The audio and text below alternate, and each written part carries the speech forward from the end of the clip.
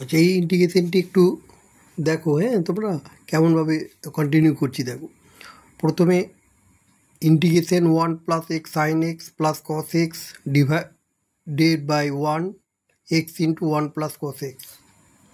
তাহলে অ্যাকচুয়ালি এটাকে অ্যারেঞ্জ করলাম 1 plus cos X divided by X into 1 plus cos x d x. Also part division করেছি, again X sine X whole divided by X into 1 plus cos x dx.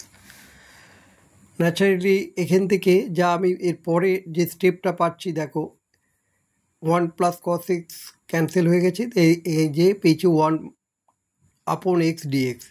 Similarly plus sine x upon 1 plus cos x dx. তার finally আমরা integration লিখেছি log mod x minus log mod 1 plus cos x plus c. এবার লগের formula log m minus n, log m by n, that is log x divided by 1 plus cos x plus c দিয়েছি।